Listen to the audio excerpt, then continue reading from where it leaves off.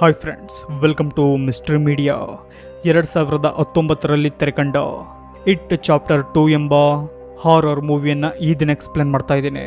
ಸ್ನೇಹಿತರೆ, ಈ ಮೂವಿ ನಿಮಗೆ ಸಂಪೂರ್ಣವಾಗಿ ಅರ್ಥವಾಗಬೇಕೆಂದರೆ ಇಟ್ ಚಾಪ್ಟರ್ 1 ಮೂವಿಯ ಎಕ್ಸ್ಪ್ಲೇನನ್ನು ನೋಡಲೇಬೇಕು. ನಾವೀಗಾಗಲೇ ಅದನ್ನು ಕೂಡ ಎಕ್ಸ್ಪ್ಲೇನ್ ಮಾಡಿದ್ದೀವಿ. ನೀವಿನ್ನೂ ಆ ವಿಡಿಯೋ ನೋಡಿಲ್ಲವೆಂದಲ್ಲಿ ಡಿಸ್ಕ್ರಿಪ್ಷನ್ನಲ್ಲಿ ಅದರ ಲಿಂಕ್ ಹಾಕಿರುತ್ತೇನೆ, ದಯವಿಟ್ಟು ಚೆಕ್ ಮಾಡಿ. ಹಾಗೂ ಈ ವಿಡಿಯೋ ತುಂಬ ಥ್ರಿಲ್ಲಿಂಗ್ ಆಗಿರುತ್ತದೆ, ಸೊ ವಿಡಿಯೋನ ಕೊನೆವರೆಗೂ ನೋಡಿ.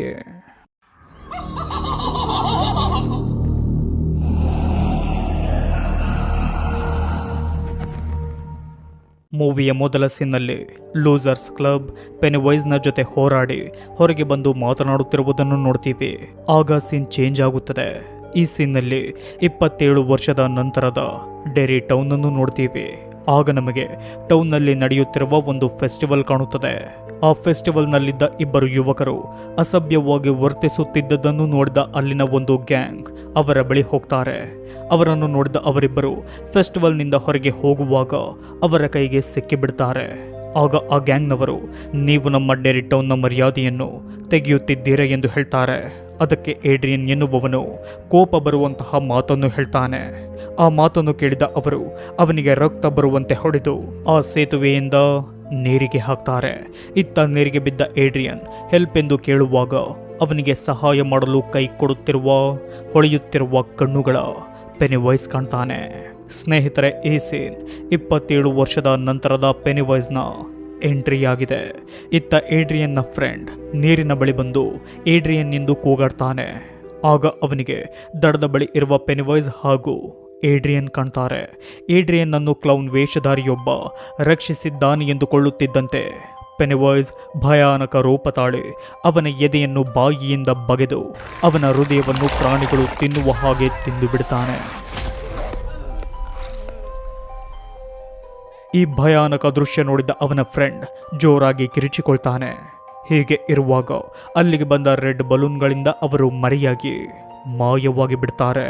ಆಗ ನಮಗೆ 27 ವರ್ಷದ ನಂತರದ ಮೈಕ್ ಕಾಣ್ತಾನೆ.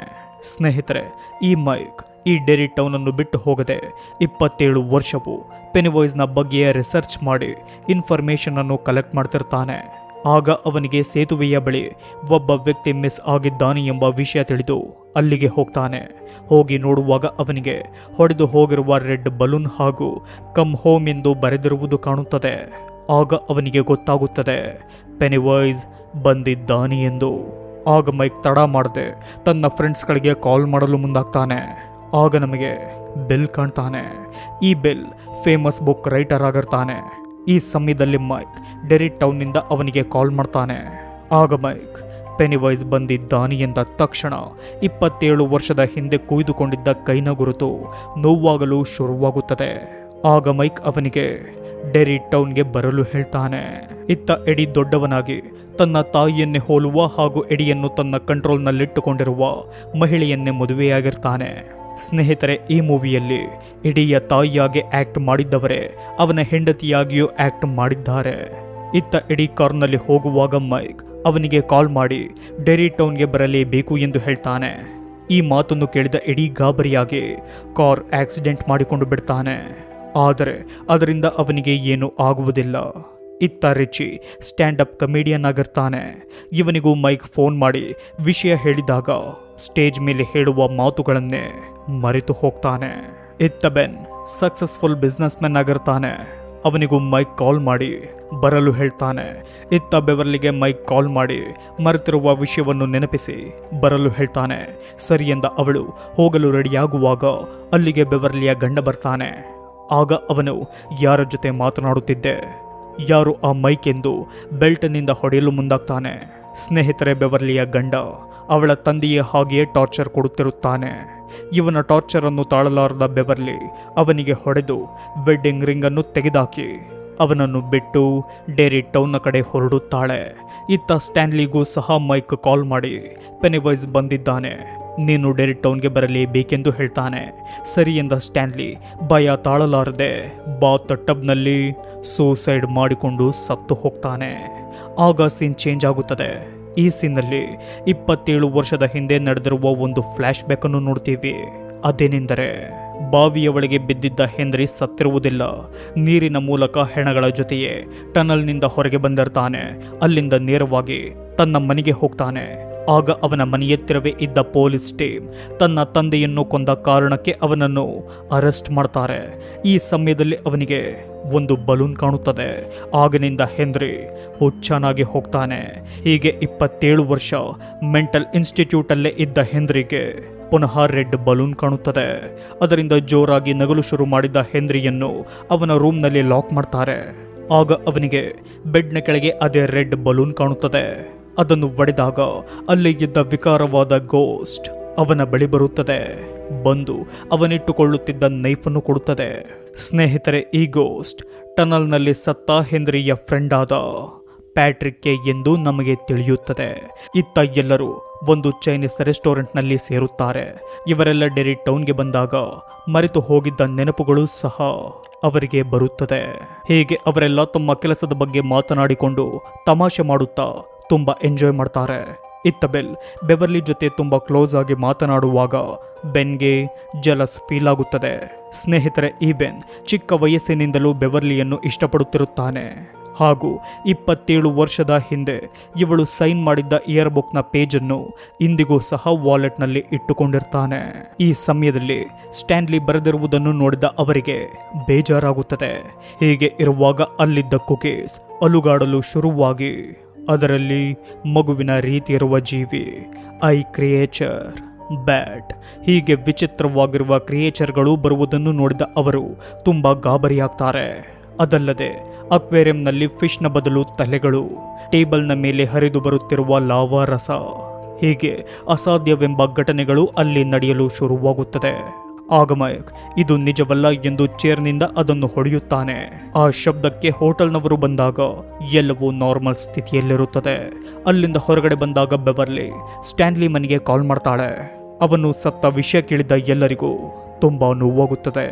ಆಗ ಎಲ್ಲರೂ ನಾವಿಲ್ಲಿದ್ದರೆ ಸಾಯುವುದು ಖಂಡಿತ, ನಾವು ಹೊರಡುತ್ತೇವೆ ಎಂದು ಮೈಕ್ನ ಜೊತೆ ಹೋಗದೆ ಅಲ್ಲಿರುವ ಹೋಟೆಲ್ಗೆ ಹೋಗ್ತಾರೆ.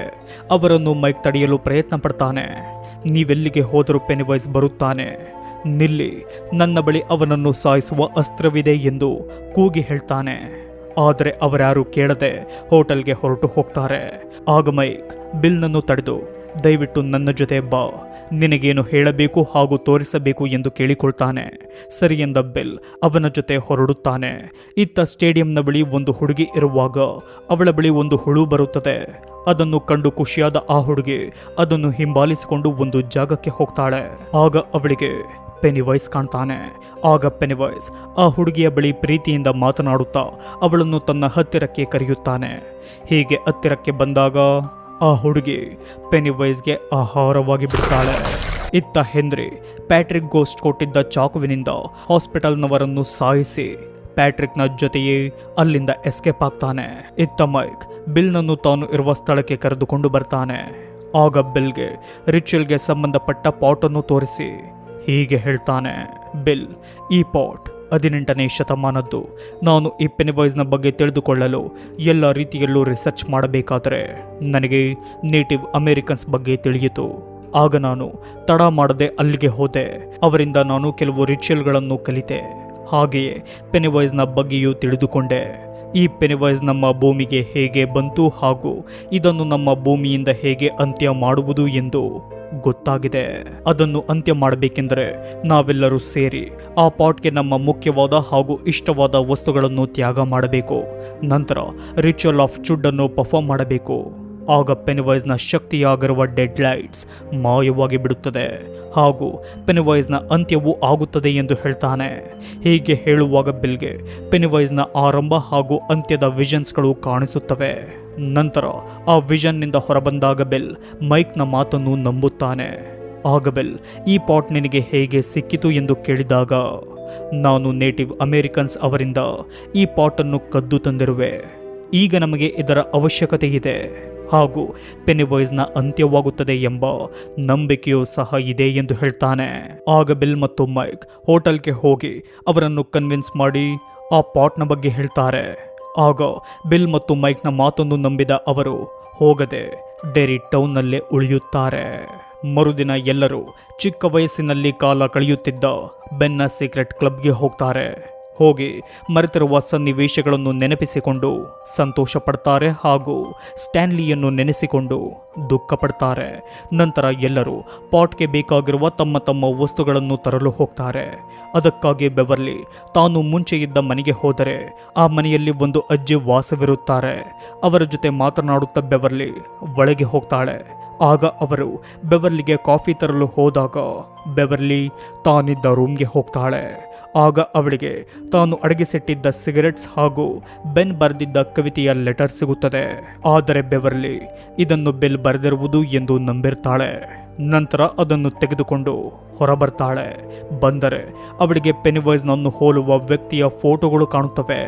ಆಗ ಅವಳಿಗೆ ಗೊತ್ತಾಗುತ್ತದೆ ಈ ಮನೆಯಲ್ಲಿರುವುದು ಅಜ್ಜಿಯಲ್ಲ, ಪೆನಿವೈಸೇ ಎಂದು.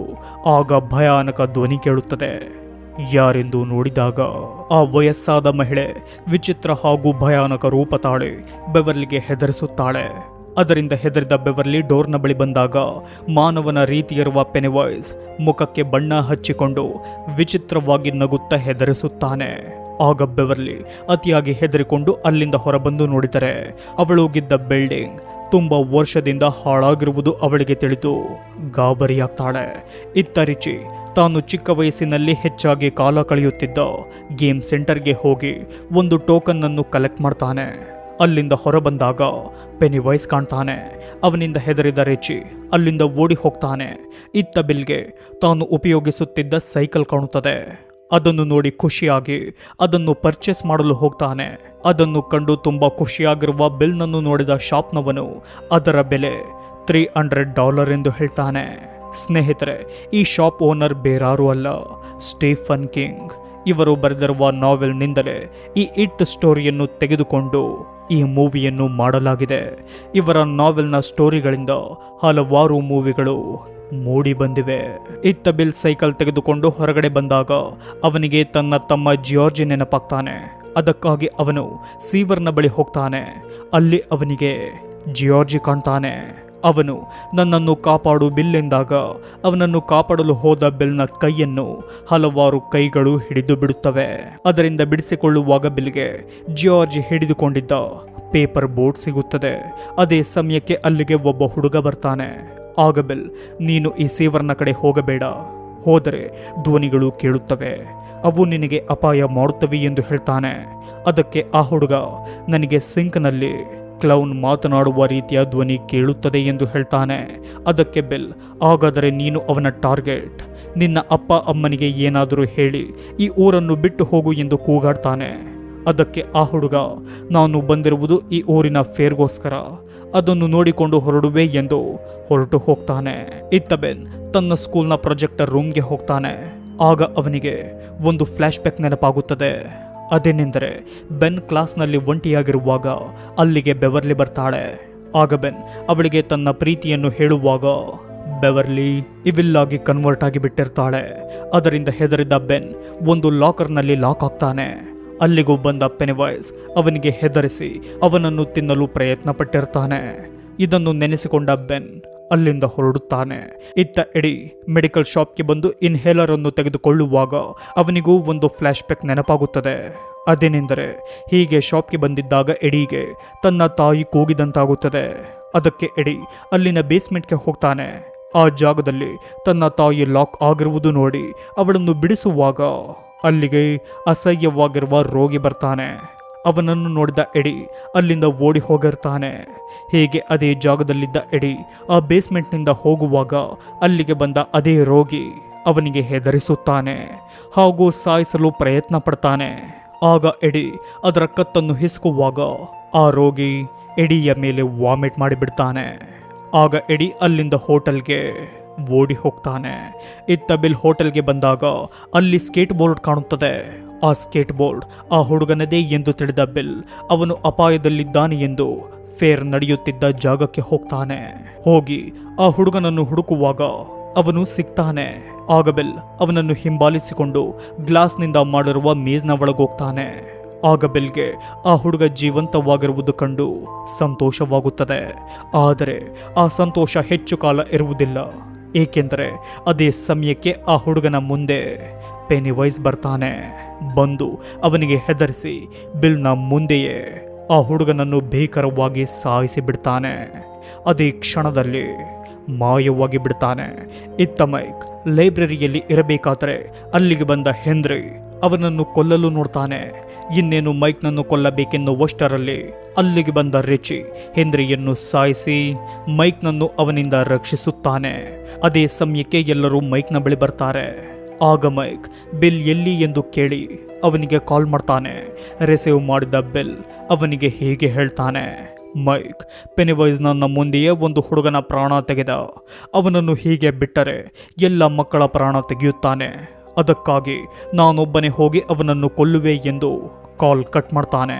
ಆಗ ಬಿಲ್ ಆ ಹಾಳಾಗಿರುವ ಮನೆಯ ಒಳಗೆ ಹೋಗುವಷ್ಟರಲ್ಲಿ ಅಲ್ಲಿಗೆ ಎಲ್ಲರೂ ಬರ್ತಾರೆ. ಈ ದಿನವೇ ಪೆನಿವೈಸ್ನನ್ನು ಸಾಯಿಸೋಣವೆಂದು ಎಲ್ಲರೂ ಒಳಗೋಗ್ತಾರೆ.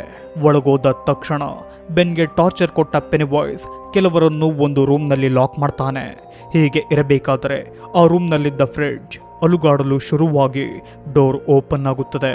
ಆಗ ಅವರಿಗೆ ಚಿಕ್ಕ ವಯಸ್ಸಿನ ಸ್ಟ್ಯಾನ್ಲಿ ಶವ ಕಾಣಿಸಿ ಅದರಲ್ಲಿದ್ದ ತಲೆ ಕೆಳಗುರುಳುತ್ತದೆ. ಆಗ ಮಾತನಾಡಿದ ಆ ತಲೆ ಒಂದು ಕ್ರಿಯೇಚರ್ ಆಗಿ ಕನ್ವರ್ಟ್ ಆಗುತ್ತದೆ. ಹೀಗೆ ಹೆದರಿ ಅದನ್ನು ನೋಡುವಾಗ ಸ್ಟ್ಯಾನ್ಲಿಯ ರೂಪದಲ್ಲಿದ್ದ ಆ ಕ್ರಿಯೇಚರ್ ರಿಚಿ ಮೇಲೆ ಅಟ್ಯಾಕ್ ಮಾಡಿ ಸಾಯಿಸಲು ನೋಡುತ್ತದೆ. ಆಗ ಬಂದ ಬೆನ್ ಅದಕ್ಕೆ ಟೂಲ್ನಿಂದ ಹೊಡೆದು ದೂರಕ್ಕೆ ಎಸೆಯುತ್ತಾನೆ. ಆದರೂ ಅದು ಸಾಯದೆ ಸ್ಮೈಲ್ ಮಾಡಿಕೊಂಡು ಅಲ್ಲಿಂದ ಹೊರಟು ಹೋಗುತ್ತದೆ. ನಂತರ ಎಲ್ಲರೂ ಬಾವಿಯ ಮೂಲಕ ಇಳಿದು ಒಂದು ಟನಲ್ನಲ್ಲಿ ಸಾಗಿ ಒಂದು ಜಾಗಕ್ಕೆ ಬರ್ತಾರೆ. ಅದರಲ್ಲಿರುವ ಒಂದು ಮಾರ್ಗದಲ್ಲಿ ಹೋಗುವಾಗ ಅಲ್ಲಿಗೂ ಬೇರೆ ರೂಪದಲ್ಲಿ ಬಂದ ಪೆನಿವೈಸ್ ಅವರಿಗೆ ತೊಂದರೆ ಕೊಡುತ್ತದೆ. ಅದರಿಂದ ಪಾರಾಗಿ ಆ ಮಾರ್ಗದಲ್ಲಿ ಹೋಗುತ್ತಾರೆ. ಹೀಗೆ ತುಂಬ ಸಮಯ ಸಾಗಿದ ಅವರಿಗೆ ಒಂದು ಮಿಸ್ಟೀರಿಯಸ್ ಪ್ಲೇಸ್ ಸಿಗುತ್ತದೆ. ಆ ಜಾಗದಲ್ಲಿ ಅಸ್ಥಿ ಪಂಜರಗಳನ್ನು ನೋಡಿ ಗಾಬರಿಯಾಗ್ತಾರೆ. ಆಗ ಮೈಕ್ ತಂದಿದ್ದ ರಿಚುವಲ್ಗೆ ಸಂಬಂಧಪಟ್ಟಿದ್ದ ಪಾಟನ್ನು ಆ ಜಾಗದ ಮಧ್ಯೆ ಇಟ್ಟು ಅದರ ಒಳಗೆ ಬೆಂಕಿಯನ್ನು ಹತ್ತಿಸುತ್ತಾನೆ. ಆಗ ಎಲ್ಲರೂ ತಾವು ಇಷ್ಟಪಡುವ ಹಾಗೂ ಮುಖ್ಯವಾದ ವಸ್ತುಗಳನ್ನು ಆ ಪಾಟ್ನ ಒಳಗೆ ಉರಿಯುತ್ತಿರುವ ಬೆಂಕಿಗೆ ಹಾಕ್ತಾರೆ. ಅವೇನೆಂದರೆ ಬಿಲ್ ಜಿಯೋರ್ಜಿಯ ಪೇಪರ್ ಬೋಟನ್ನು ಹಾಕಿದರೆ, ರಿಚಿ ಆ ಗೇಮ್ ಸೆಂಟರ್ನ ಟೋಕನ್ ಕಾಯಿನ್ ಅನ್ನು ಹಾಕ್ತಾನೆ. ಹೆಡಿ ತಾನು ಯೂಸ್ ಮಾಡುತ್ತಿದ್ದ ಇನ್ಹೇಲರ್ ಹಾಕಿದರೆ, ಬೆವರ್ಲಿ ತಾನು ಇಷ್ಟಪಡುತ್ತಿದ್ದ ಕವಿತೆಯ ಲೆಟರ್ ಹಾಕ್ತಾಳೆ. ಕೊನೆಯದಾಗಿ ಬೆನ್ 27 ವರ್ಷದ ಹಿಂದೆ ಬೆವರ್ಲೆ ಸೈನ್ ಮಾಡಿದ್ದ ಇಯರ್ ಬುಕ್ನ ಲೆಟರ್ ಅನ್ನು ಹಾಕ್ತಾನೆ. ಎಲ್ಲ ಆದ ಮೇಲೆ ಮೈಕ್ ರಿಚುವಲ್ ಆಫ್ ಚುಡ್ ಅನ್ನು ಪರ್ಫಾರ್ಮ್ ಮಾಡಿ ಒಂದು ಮಂತ್ರವನ್ನು ಅವರಿಗೆ ಹೇಳಿ ಅದನ್ನು ಹೇಳಲು ಹೇಳ್ತಾನೆ. ಸರಿಯೆಂದ ಅವರು ಆ ಮಂತ್ರವನ್ನು ಹೇಳುವಾಗ ಆ ಜಾಗಕ್ಕೆ ಡೆಡ್ ಲೈಟ್ಸ್ ಬರುತ್ತದೆ. ಬಂದು ಆ ಪಾಟ್ನ ಒಳಗೆ ಸೇರುತ್ತದೆ. ಆಗ ಮೈಕ್ ಪಾಟ್ನ ಕ್ಯಾಪನ್ನು ಕ್ಲೋಸ್ ಮಾಡ್ತಾನೆ. ಹೀಗೆ ಇರಬೇಕಾದ್ರೆ ಆ ಪಾಟ್ನಿಂದ ಒಂದು ದೊಡ್ಡ ರೆಡ್ ಬಲೂನ್ ಬಂದು ಬ್ಲಾಸ್ಟ್ ಆಗುತ್ತದೆ. ಹೀಗೆ ಎಲ್ಲರೂ ಭಯದಿಂದ ಇರುವಾಗ ಅಲ್ಲಿಗೆ ಪೆನಿವೈಸ್ ಬರ್ತಾನೆ. ಬಂದು ಅವರಿಗೆ ವ್ಯಂಗ್ಯವಾಗಿ ಹೀಗೆ ಹೇಳ್ತಾನೆ, ಮೈಕ್ ನನ್ನ ಅಂತ್ಯ ಮಾಡುವ ನಿಮ್ಮ ರಿಚುವಲ್ ಕೆಲಸ ಮಾಡಲಿಲ್ಲ. ಯಾಕೆ ಕೆಲಸ ಮಾಡಲಿಲ್ಲವೆಂದು ನಿನಗೂ ಗೊತ್ತು. ಯಾಕೆ ನಿನ್ನ ಪ್ರೀತಿಯ ಗೆಳೆಯರಿಗೆ ಈ ವಿಷಯವನ್ನು ಹೇಳಲಿಲ್ಲ? ನನ್ನ ಅಂತ್ಯ ಮಾಡಬೇಕೆಂದರೆ, ಈ ರಿಚುವಲ್ನಲ್ಲಿ ಭಾಗಿಯಾಗಬೇಕೆಂದರೆ ನೀವೆಲ್ಲರೂ ಸಾಯಬೇಕು ಎಂದು ಹೇಳ್ತಾನೆ. ಈ ಮಾತನ್ನು ಕೇಳಿದ ಎಲ್ಲರೂ ಮೈಕ್ನ ಮೇಲೆ ಕೂಗಾಡ್ತಾರೆ. ಮೈಕ್ ಅವನ ಮಾತು ನಿಜಾನ? ನಮ್ಮನ್ನು ಸಾಯಿಸಲು ಇಲ್ಲಿಗೆ ಕರೆದುಕೊಂಡು ಬಂದಿದ್ದೀಯಾ ಎಂದು ಕೇಳ್ತಾರೆ. ಅದಕ್ಕೆ ಮೈಕ್, ಇಲ್ಲ, ನಾವ್ಯಾರೂ ಸಾಯುವುದಿಲ್ಲ. ಈ ರಿಚುವಲ್ ಮಾಡಬೇಕೆಂದರೆ ನಮಗೆ ಇವನನ್ನು ಸಾಯಿಸುತ್ತೇವೆ ಎಂಬ ನಂಬಿಕೆ ಇರಬೇಕು. ಇಲ್ಲವಾದವರು ಮಾತ್ರ ಸಾಯುತ್ತಾರೆ. ನನಗೆ ಆ ನಂಬಿಕೆ ಇದೆ. ನಾವ್ಯಾರೂ ಸಾಯದೆ ಇವನನ್ನು ಸಾಯಿಸಬಹುದು ಎಂದು ಹೇಳ್ತಾನೆ. ಆಗ ಅಲ್ಲಿದ್ದ ಡೆಡ್ ಲೈಟ್ಸ್ ತುಂಬ ಪ್ರಕಾಶಮಾನವಾಗಲು ಶುರುವಾಗುತ್ತದೆ. ಆಗ ಪೆನಿವೈಸ್ ದೊಡ್ಡ ಭಯಾನಕ ಜೀವಿಯ ರೀತಿ ರೂಪ ತಾಳಿ ಅಲ್ಲಿಗೆ ಬರ್ತಾನೆ. ಬಂದು ಅವರ ಮೇಲೆ ದಾಳಿ ಮಾಡಿ ಸಾಯಿಸಲು ನೋಡ್ತಾನೆ. ಆಗ ಅವನಿಂದ ತಪ್ಪಿಸಿಕೊಳ್ಳುವಾಗ ಎಲ್ಲರಿಗೂ ಒಂದೊಂದು ರೀತಿಯ ವಿಷನ್ಸ್ಗಳು ಎದುರಿಗೆ ಬರಲು ಶುರುವಾಗುತ್ತದೆ. ಬಿಲ್ಗೆ ತನ್ನ ತಮ್ಮ ಹಾಗೂ ತಾನು ಚಿಕ್ಕ ವಯಸ್ಸಿನಲ್ಲಿದ್ದ ರೂಪ ಅವನನ್ನು ಕೊಲ್ಲಲು ಪ್ರಯತ್ನ ಪಟ್ಟರೆ, ಇತ್ತ ಬೆನ್ ಮತ್ತು ಬೆವರ್ಲಿಗೆ ಒಂದೊಂದು ರೂಮ್ನಲ್ಲಿ ಲಾಕ್ ಆಗುವ ರೀತಿ ವಿಚಿತ್ರವಾದ ವಿಷನ್ಸ್ ಕಾಣಿಸುತ್ತದೆ. ಆಗ ಬೆವರ್ಲಿ ಬ್ಲಡ್ನಿಂದ ಮುಳುಗಲು ಶುರುವಾದರೆ ಬೆನ್ ಮಣ್ಣಿನಿಂದ ಮುಚ್ಚಿ ಹೋಗುತ್ತಿರುತ್ತಾನೆ. ಈ ಸಮಯದಲ್ಲಿ ಬೆನ್ ಆ ಕವಿತೆಯನ್ನು ಹೇಳಿ ಬೆವರ್ಲಿಗೆ ಕೇಳುವ ಹಾಗೆ ಮಾಡ್ತಾನೆ. ಇದನ್ನು ಕೇಳಿದ ಬೆವರ್ಲಿ ಆ ಬ್ಲಡ್ನಿಂದ ಹೊರಬಂದು ಬೆನ್ನನ್ನು ಸೇವ್ ಮಾಡ್ತಾಳೆ. ಆಗ ಬೆವರ್ಲಿಗೆ ಗೊತ್ತಾಗುತ್ತದೆ ಆ ಲೆಟರ್ ಬರೆದಿರುವುದು ಹಾಗೂ ನನ್ನನ್ನು ಪ್ರೀತಿಸುತ್ತಿದ್ದದ್ದು ಬೆನ್ನೆಂದು. ಆಗ ಅವರಿಬ್ಬರು ಒಂದಾಗುತ್ತಾರೆ. ಇತ್ತ ಮತ್ತೊಂದು ಕಡೆ ಇದ್ದ ರಿಚಿ ಹಾಗೂ ಎಡಿಗೆ ಕೆಲವು ಭಯ ತರಿಸುವಂತಹ ವಿಷನ್ಸ್ಗಳು ಕಾಣಿಸುತ್ತವೆ. ಆಗ ಎಲ್ಲರೂ ಇಲ್ಲಿ ನಡೆಯುತ್ತಿರುವುದು ನಿಜವಲ್ಲ, ಎಲ್ಲ ಪೆನ್ವೈಸ್ ಮಾಡುತ್ತಿರುವ ಭ್ರಮೆ ಎಂದುಕೊಂಡಾಗ ಅವರ ವಿಷನ್ಸ್ಗಳೆಲ್ಲ ಹೋಗಿ ಅದೇ ಜಾಗಕ್ಕೆ ಬರ್ತಾರೆ. ಇತ್ತ ಪೆನ್ವೈಸ್ ಮೈಕ್ನನ್ನು ತಿನ್ನಲು ನೋಡಿದಾಗ ಅಲ್ಲಿಗೆ ರಿಚಿ ಬಂದು ಅವನಿಗೆ ಹೊಡೆಯಲು ನೋಡ್ತಾನೆ. ಆಗ ಪೆನ್ವೈಸ್ ರಿಚಿಯನ್ನು ತನ್ನ ಡೆಡ್ ಲೈಟ್ಸ್ಗಳ ಶಕ್ತಿಯ ಮೂಲಕ ಹಿಪ್ನಟೈಸ್ ಮಾಡಿ ಸಾಯಿಸಲು ನೋಡ್ತಾನೆ. ಇದನ್ನು ನೋಡಿದ ಎಡಿ ಒಂದು ಟೂಲ್ನಿಂದ ಅವನ ಬಾಯಿಗೆ ಹೊಡೆದು ಚುಚ್ಚಿಕೊಳ್ಳುವ ಹಾಗೆ ಮಾಡ್ತಾನೆ. ಅದರಿಂದ ಪೆನ್ವೈಸ್ ಕೆಳಗೆ ಬಿದ್ದು ಹೋದಾಗ ರಿಚಿಯ ಬಳಿ ಬಂದ ಎಡಿ ನಾನು ಆ ಕ್ಲೌನನ್ನು ಸಾಯಿಸಿಬಿಟ್ಟೆ ಎಂದು ಹೇಳ್ತಾನೆ. ಹೀಗೆ ಹೇಳುತ್ತಿದ್ದಂತೆ ಪೆನ್ವೈಸ್ ಎಡಿಗೆ ಭೀಕರವಾಗಿ ತನ್ನ ವಿಚಿತ್ರವಾದ ಕೈನಿಂದ ಚುಚ್ಚಿ ಬೇರೆ ಕಡೆ ಎಸೆಯುತ್ತಾನೆ. ಆಗ ಎಲ್ಲರೂ ಅರೆ ಜೀವದಲ್ಲಿದ್ದ ಎಡಿಯ ಬಳಿ ಹೋಗ್ತಾರೆ. ಆಗ ಅವನನ್ನು ಅಲ್ಲಿಂದ ಕರೆದುಕೊಂಡು ಹೋಗಲು ನೋಡಿದಾಗ ಅವರ ದಾರಿಯ ಮಧ್ಯೆ ಬಂದ ಪೆನ್ವೈಸ್ ಅವರಿಗೆ ಅತಿಯಾಗಿ ಹೆದರಿಸಿ ನಾನು ಈ ಜಗತ್ತನ್ನೇ ತಿನ್ನುವ ರಾಕ್ಷಸ ಎಂದು ಕೂಗಿ ಹೇಳ್ತಾನೆ. ಆಗ ಈ ಪೆನ್ವೈಸ್ನ ವೀಕ್ನೆಸ್ ಅನ್ನು ತಿಳಿದುಕೊಂಡಿದ್ದ ಅವರು ಅವನಿಗೆ ನೀನು ಅಂದುಕೊಂಡಿರುವುದು ಸುಳ್ಳು, ನೀನು ಕೇವಲ ಒಂದು ಕ್ಲೌನ್ ಅಷ್ಟೇ ಎಂದು ಹೇಳ್ತಾರೆ. ಈ ಮಾತನ್ನು ಕೇಳಿದ ಪೆನ್ವೈಸ್ ಸುಮ್ಮನಾಗಿ ಬಿಡ್ತಾನೆ. ನಂತರ ಅವರಿಗೆ ಹೆದರಿಸಲು ಪ್ರಯತ್ನ ಪಡ್ತಾನೆ. ಆದರೆ ಅವರ್ಯಾರು ಹೆದರದೆ ನೀನು ಕೇವಲ ಕ್ಲೌನ್, ಒಬ್ಬ ವಂಚಕ, ತಲೆಯಿಲ್ಲದ ಮನುಷ್ಯ, ಕುಷ್ಠರೋಗಿ, ನೀನು ಕೇವಲ ವಯಸ್ಸಾಗಿರುವ ವಿಚಿತ್ರ ಮಹಿಳೆ, ನೀನು ಒಬ್ಬ ಚಿಕ್ಕ ಕ್ಲೌನ್ ಎಂದು ಅವನು ತಾಳುತ್ತಿದ್ದ ರೂಪವನ್ನು ವ್ಯಂಗ್ಯವಾಗಿ ಹೇಳಿ ಅವನನ್ನು ಕುಗ್ಗಿಸುತ್ತಾ ಬರ್ತಾರೆ. ಯಾವಾಗ ಅವರೆಲ್ಲ ಪೆನ್ವೈಸ್ಗೆ ಹೆದರದೆ ಅವನನ್ನು ಹೀಯಾಳಿಸಿದರೋ ಆಗ ಪೆನ್ವೈಸ್ ತನ್ನ ಭಯಾನಕ ರೂಪ ಹಾಗೂ ಗಾತ್ರದಿಂದ ಚಿಕ್ಕದಾಗಿ ಹೋಗ್ತಾನೆ. ಆಗ ಬಂದ ರಿಚಿ ಅವನ ಕೈಯನ್ನು ಮುರಿದಾಕಿ ನೀನೊಬ್ಬ ಚಿಕ್ಕ ಕ್ಲೌನ್ ಎಂದು ಅವಮಾನ ಮಾಡ್ತಾನೆ. ಅದರಿಂದ ಇನ್ನೂ ಗಾತ್ರದಲ್ಲಿ ಚಿಕ್ಕವನಾದ ಪೆನ್ವೈಸ್ ತುಂಬ ಹೆದರಲು ಶುರು ಮಾಡ್ತಾನೆ. ಅವನ ಆರ್ಟ್ ಬೀಟ್ನ ಸದ್ದು ಅವರಿಗೆ ಕೇಳುವಷ್ಟು ಹೆದರಿಕೊಳ್ತಾನೆ. ಆಗ ಅವನ ಆರ್ಟನ್ನು ಕೀಳಲು ಹೋದಾಗ ಆಗಲೂ ಸಹ ಹೆದರಿಸಲು ಪ್ರಯತ್ನ ಪಡ್ತಾನೆ. ಆದರೆ ಏನೂ ಪ್ರಯೋಜನವಾಗುವುದಿಲ್ಲ. ಆಗ ಅವನ ಎದೆಯಿಂದಲೇ ಆರ್ಟನ್ನು ಕಿತ್ತು ಹಾಕ್ತಾರೆ. ಅದನ್ನು ಹಿಡಿದುಕೊಂಡು ಎಲ್ಲರೂ ಸೇರಿ ಅದನ್ನು ಕ್ರಶ್ ಮಾಡ್ತಾರೆ. ಆಗ ಅಲ್ಲಿದ್ದ ಡೆಡ್ ಲೈಟ್ಸ್ ಮಾಯವಾಗಿ ಪೆನ್ವೈಸ್ ಶಾಶ್ವತವಾಗಿ ಬೋಧಿಯಾಗಿ ಹೋಗ್ತಾನೆ. ಪೆನ್ವೈಸ್ ಅಂತ್ಯವಾದ ನಂತರ ಎಲ್ಲರೂ ಎಡಿಯ ಬಳಿ ಬರ್ತಾರೆ. ಬಂದು ನೋಡಿದರೆ ಎಡಿ ಸತ್ತು ಹೋಗಿರ್ತಾನೆ. ಅದರಿಂದ ಎಲ್ಲರೂ ತುಂಬ ಅಳುತ್ತಾರೆ. ಈ ಸಮಯದಲ್ಲಿ ಆ ಜಾಗ ಕಂಪಿಸಲು ಶುರುವಾಗುತ್ತದೆ. ಅದರಿಂದ ಹೆದರಿದ ಅವರು ತಡ ಮಾಡದೆ ಅಲ್ಲಿಂದ ಹೊರಬಂದಾಗ ಆ ಮನೆಯೂ ಸಹ ನೆಲಸಮವಾಗಿ ಬಿಡುತ್ತದೆ. ಹೀಗೆ ಹೋಗುವಾಗ ಅವರ ಕೈನಲ್ಲಿದ್ದ ಗಾಯದ ಮಾರ್ಕ್ ಮಾಯವಾಗಿ ಬಿಡುತ್ತದೆ. ಈ ಮಾರ್ಕ್ ಇದ್ದ ಉದ್ದೇಶ ಮುಗಿದಿದೆ ಎಂದು ಅವರಿಗೆ ತಿಳಿಯುತ್ತದೆ. ಆಗ ಎದುರುಗಡೆ ಇದ್ದ ಗ್ಲಾಸ್ನಲ್ಲಿ ಅವರ ರಿಫ್ಲೆಕ್ಷನ್ನನ್ನೇ ನೋಡಿದ ಅವರಿಗೆ ಆಶ್ಚರ್ಯವಾಗುತ್ತದೆ. ಅದರಲ್ಲಿದ್ದ ಸ್ಟ್ಯಾನ್ಲಿ ಮತ್ತು ಎಡಿಯನ್ನು ನೆನೆಸಿಕೊಂಡು ನೊಂದುಕೊಳ್ತಾರೆ. ತುಂಬ ದಿನಗಳ ನಂತರ ಬಿಲ್ಗೆ ಮೈಕ್ ಕಾಲ್ ಮಾಡಿ ಮಾತನಾಡ್ತಾನೆ. ಆಗ ಅವನು ಸ್ಟ್ಯಾನ್ಲಿ ಕಳಿಸಿರುವ ಲೆಟರ್ ಓದಿದೆಯಾ ಎಂದು ಕೇಳ್ತಾನೆ. ಆಗ ಬಿಲ್ ಇಲ್ಲ ಎಂದು ಹೇಳ್ತಾನೆ. ಅದಕ್ಕೆ ಮೈಕ್ ಬಿಲ್ ನಿನಗೂ ಲೆಟರ್ ಬಂದಿದೆ, ಚೆಕ್ ಮಾಡು. ಸ್ಟ್ಯಾನ್ಲಿ ನಮಗೆಲ್ಲರಿಗೂ ಒಂದು ವಿಷಯವನ್ನು ಹೇಳಿದ್ದಾನೆ, ಅದನ್ನು ಓದು ಎಂದು ಕಾಲ್ ಕಟ್ ಮಾಡ್ತಾನೆ. ಆಗ ಆ ಲೆಟರ್ ಅನ್ನು ಚೆಕ್ ಮಾಡಿದಾಗ ಸ್ಟ್ಯಾನ್ಲಿ ಕಳಿಸಿರುವ ಲೆಟರ್ ಸಿಗುತ್ತದೆ. ಅದರಲ್ಲಿ ಅವನು ಹೀಗೆ ಬರೆದಿರುತ್ತಾನೆ. ಹಾಯ್ ಬಿಲ್, ನಾನು ಸಾಯುವುದಕ್ಕಿಂತ ಮುಂಚೆ ನಿಮಗೆಲ್ಲ ಒಂದು ವಿಷಯವನ್ನು ಹೇಳಿ ಸಾಯಬೇಕೆಂದು ಈ ಲೆಟರನ್ನು ಬರೆದಿರುವೆ. ನಾನು ಆತ್ಮಹತ್ಯೆ ಮಾಡಿಕೊಳ್ಳಲಿಲ್ಲ, ಬದಲಿಗೆ ನನ್ನ ಪ್ರಾಣವನ್ನು ತ್ಯಾಗ ಮಾಡಿರುವೆ. ಅದಕ್ಕೂ ಸಹ ಒಂದು ಕಾರಣವಿದೆ. ನನಗೆ ಪೆನ್ವೈಸ್ ಎಂದರೆ ಭಯ. ಅವನನ್ನು ಸಾಯಿಸಬೇಕೆಂದರೆ ಪ್ರತಿಯೊಬ್ಬರೂ ಧೈರ್ಯವಂತರಾಗಿರಬೇಕು. ನನ್ನಂಥ ಭಯ ಪಡುವವನು ನಿಮ್ಮ ಟೀಮ್ನಲ್ಲಿದ್ದರೆ ಪೆನ್ವೈಸ್ನನ್ನು ಸಾಯಿಸಲು ಆಗುವುದಿಲ್ಲ. ಅದಕ್ಕಾಗಿ ಅವನನ್ನು ಈ ಭೂಮಿಯಿಂದ ಅಂತ್ಯ ಮಾಡಲು ನಾನು ನಿಮಗೆ ಈ ರೀತಿಯ ಸಹಾಯವನ್ನು ಮಾಡಿರುವೆ ಎಂದು ಬರೆದಿರುತ್ತದೆ. ಅಲ್ಲಿಗೆ ಇಟ್ ಚಾಪ್ಟರ್ 2 ಮೂವಿ ಎಂಡ್ ಆಗುತ್ತದೆ.